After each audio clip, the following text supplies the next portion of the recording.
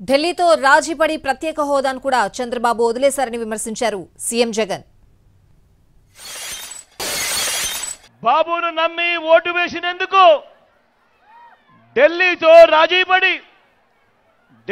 రాజీపడి ప్రత్యేక హోదాను ఏం చేశాడు? దాన్ని గోవింద గోవింద గోవింద గోవింద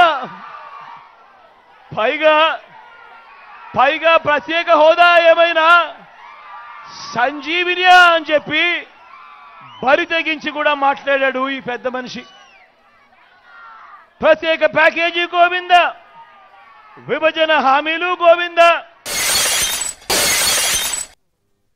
జగన్ కు ఓటేస్తే పథకాలు కొనసాగుతాయని, పొరపాటున చంద్రబాబుకు ఓటేస్తే పథకాలకు ముగింపు అన్నారు సీఎం జగన్.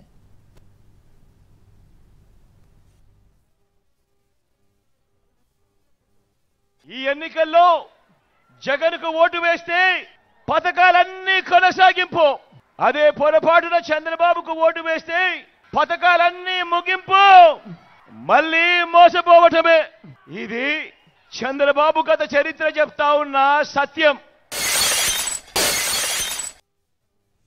చంద్రబాబును నమ్మడం అంటే కొండ చిలువ నోట్లో తల పెట్టడమే అన్నారు సీఎం జగన్.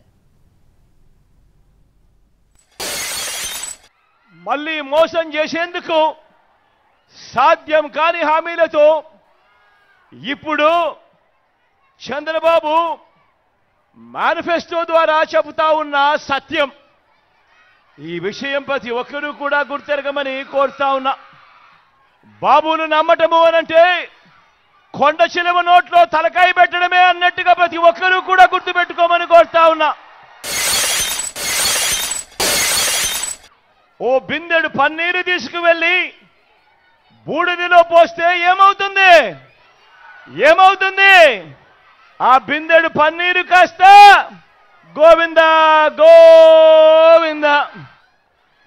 ఈరోజు మనం మాట్లాడుకోబోయే విషయం కూడా ఆ గోవింద గోవింద. మన చంద్రబాబును నమ్మితే ప్రజల జీవితాలు ఏమవుతాయో, గతంలో ఎలా ప్రజలు చెడిపోయారో, ఆయన మోసానికి ప్రజల బ్రతుకులు ఎలా అతలాకుతలమయ్యాయో చెప్పే గోవింద గోవింద. సింగపూర్కు మించిన రాజధాని అన్నాడు ఇదే పెద్ద మనిషి చంద్రబాబు నాయుడు.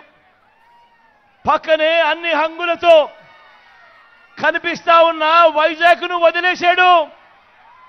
సింగపూర్కు మంచి రాజధాని అన్న ఈ వ్యక్తి మన విశాఖపట్నం పక్కనే కనిపిస్తా ఉన్నా కూడా అన్ని హంగులతో ఆ విశాఖపట్నాన్ని వదిలేశాడు. పోనీ ఆ గ్రాఫిక్స్ రాజధాని ఏమైంది అనంటే అది కూడా గోవింద